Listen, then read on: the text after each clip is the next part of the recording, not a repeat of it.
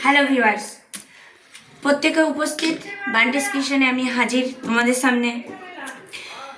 সকলের ভালোবাসা নিয়ে আজকের এপিসোড আরেকটি নতুন চ্যাপ্টার শুরু করব।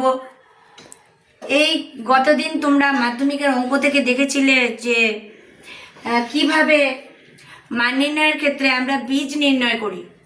ঠিক আছে, তো বীজ নির্ণয়ের মতনই আরেকটু অন্যরকম নতুন অঙ্ক, হয়তো এই অঙ্কটা আগে কখনো তোমরা শেখোনি। হ্যাঁ, আর যাদের জানা আছে তারাও দেখো, আর যারা জানো না তারা অবশ্যই মনোযোগ সহকারে দেখো এবং অঙ্কটি নোট করো। আর এখানে বোঝার ব্যাপার আছে। ঠিক আছে, অঙ্কটি আমি এইমাত্র এটা করে রাখলাম, এবার তোমাদেরকে বলছি কিভাবে কি করলাম। তার আগে বলছি, যারা আজকে নতুন ভিউয়ার্স, যাদের এরকম ম্যাথ এবং অন্যান্য টপিক থেকে ভিডিও চাই আর তোমাদের পছন্দ, তারাও কিন্তু একই সঙ্গে আমার এই চ্যানেলটি ফলো করো এবং সাবস্ক্রাইব করে বেল আইকনে অল প্রেস করো, যাতে পরবর্তী নতুন ভিডিওর নোটিফিকেশন সবার আগে তোমরা পেতে পারো। তো চলো আর দেরি নয়, আমরা শুরু করছি আমাদের আজকের পর্ব। আজকের পর্ব শুরু করার জন্য তোমাদেরকে প্রথমে দেখতে হবে কোশ্চেনটি। লেখা আছে কে, এটা কে বন্ধুরা ভালো করে দেখো, জুম করো। হ্যাঁ, জুম করলে কি এটা বোঝা যাচ্ছে? জুম করলাম। কে যে মানের জন্য x square minus 2kx plus 9 সমান 0, এই সমীকরণের বীজদ্বয় সমান হবে, তা হলো অপশনগুলো আছে যথাক্রমে 4টে। Plus minus 3। আমার আগে দেখার দরকার নেই বন্ধুরা, যদি অপশন নাও থাকতো তাও আমরা এই অঙ্ক করতে পারতাম। কিভাবে করব?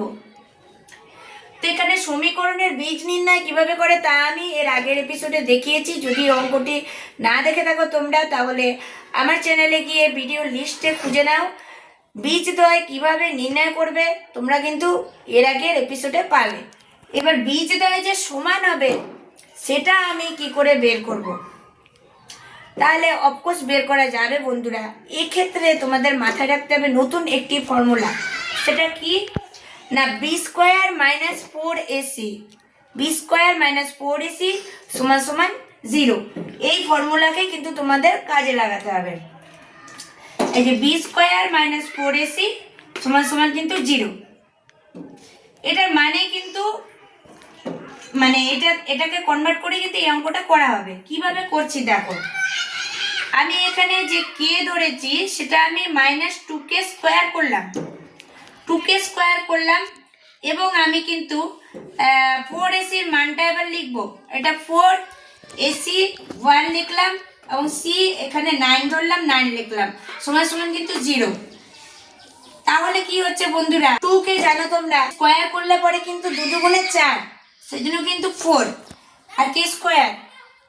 আমি বোঝার সুবিধার্থে এটা কিন্তু এইভাবে তোমাদেরকে বোঝাচ্ছি, তোমরা যেমন দেখছো তেমন শেখো। আমার খাতায় কিন্তু নোট করতে ভুলো না বন্ধুরা। অবশেষে একটি লাইক এবং কমেন্টের মাধ্যমে আমাকে জানিয়ে বলো যে এরকম এপিসোড আর তোমরা পেতে চাও কিনা বা কেমন হয়েছে। তো 4k স্কোয়ার মাইনাস, এখানে যেন 4 × 9 মানে হচ্ছে 4 9 36 সমান সমান কিন্তু 0।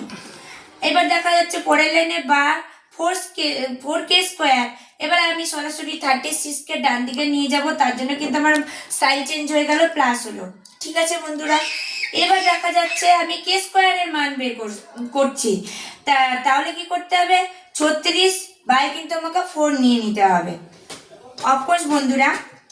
এবার দেখো অফকোর্স। আর এখানে যে 2k স্কোয়ার সমান সমান 4k স্কোয়ার হয়েছিল, তোমাদের মনে হতে পারে এখানে মাইনাস নেই কেন? একটা কারণে বন্ধুরা, মাইনাসে মাইনাসে প্লাস হয়, এটা তোমরা সবাই জানো। তাহলে এবার শোনো যে k স্কোয়ার সমান সমান যদি 36/4 হয়, তাহলে k মানে 9 হচ্ছে। k এর মান যখন আমরা 9 পাচ্ছি, এটা তো k স্কোয়ার সমান সমান 9 ছিল, k স্কোয়ার সমান সমান আমরা কিন্তু 9 পেয়েছি, কে না k স্কোয়ার সমান সমান আমরা 9 পেয়েছি। তাহলে বর্গমূল যদি আমি করি, আমার কিন্তু স্কোয়ার উঠে যাবে, উঠে গিয়ে কি হবে, আমার কিন্তু এই মানের মধ্যে রুট বসে যাবে। এটা প্লাসেও হতে পারে, এটা মাইনাসেও হতে পারে। ঠিক আছে বন্ধুরা, প্লাস মাইনাস, তাহলে আমার কিন্তু √9 হয়ে যাচ্ছে। আর তারপরে কি হচ্ছে বন্ধুরা, কে সমান সমান প্লাস মাইনাস 3 হচ্ছে।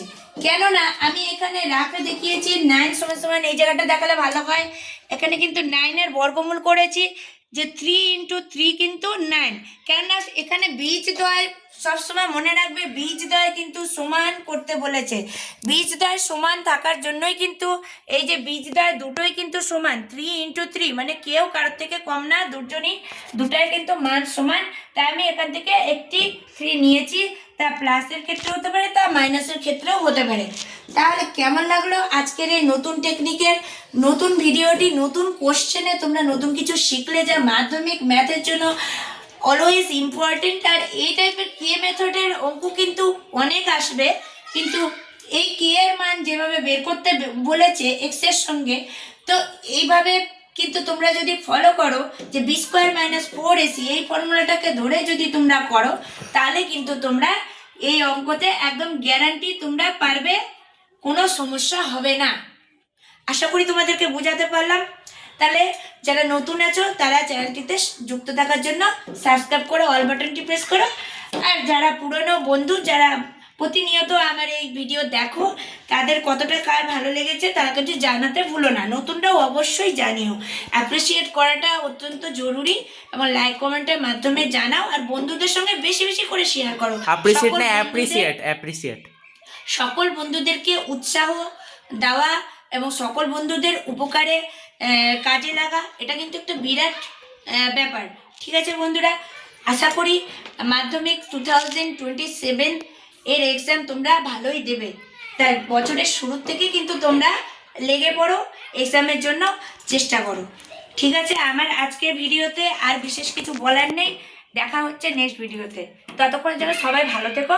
আমার এই ভিডিওটি দেখার জন্য তোমাদেরকে জানাই অশেষ ধন্যবাদ।